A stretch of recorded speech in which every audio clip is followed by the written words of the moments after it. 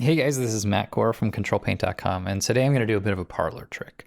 Let's say what I wanted to do is take this painting and make a dramatic change. We'll say I want a light coming in from the left side of the frame. It's going to be really strong, and what that means is it's going to be on these side faces, but not these little edges. You know, the light's going to be hitting kind of these broad, big faces, but then all these little perpendicular edges are not going to receive the light. This would normally be lots and lots of work. In fact, it might be enough work that you'd really think twice if all you wanted to do was kind of see how it might look.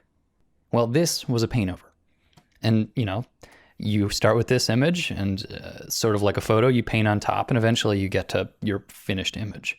And I'm guessing that's where your understanding of 3D stops. Why do 3D? Well, because it makes something that looks pretty much like a photo and then you paint on top. Well, there's a lot more than that. So what I want to do is to paint light coming in from the left side of the frame. What I'm actually going to use is this very ugly image. What is this?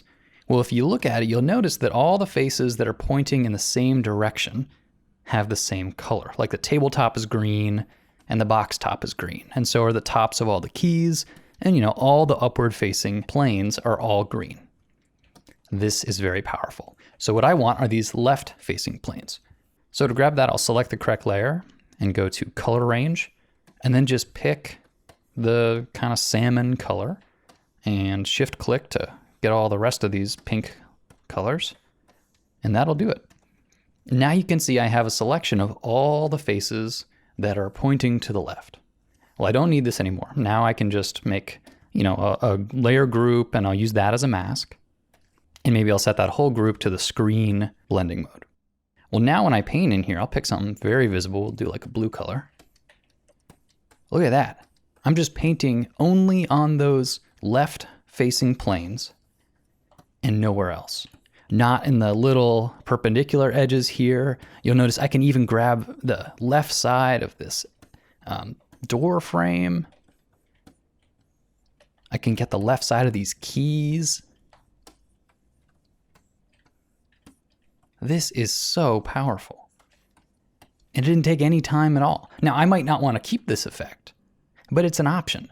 And it's an option that was only available because I made this crazy thing. And the truth is, when I make a 3D render to do a paintover, yes, I do make the beauty image, and that's kind of what looks the most like the finished product. But I also kick out lots of other stuff. So I'll make this one, for instance. Well, this is just the different materials. Easy to make selections. I can just do a quick magic wand tool and I can get any of these selections without hassle. But I make other ones. Here's ambient occlusion. That can be useful for a variety of reasons. Here's our friends, the normals. And then here's a clay render. So this has no materials at all. All of these are not immediately useful when I make the render. But then as I'm doing my paintover and I'm sort of approaching what the final illustration is going to look like, well, then I'll need to do something unexpected. Like here, I needed to just pick the left faces. Well, I've got a tool for that. And this is what the tool looks like. And all of this is related because I just released a series I've been working on for months. I'd say the better part of a year. And what this starter kit does is it shows what's useful for illustrators and how to get there. I'm not going to teach you to be the best modeler ever. I'm not going to teach you to be the best texture artist. But I have spent a lot of time, I'd say a decade, teaching myself this 3D stuff, and I've seen there's a lot of wasted energy. There's a lot of things I did not need to know about. What these 6 videos represent are the short version, I guess, the specific stuff that's useful to you, and what it's called and how to Google it. It's a guidebook. And I wanted to do this quick relighting demo just as one very visible example, but it's just the tip of the iceberg. I think what's so cool about 3D is you don't know how much power you're missing until you start to learn about it. And then you start to see what's possible. And let me tell you, it is really cool.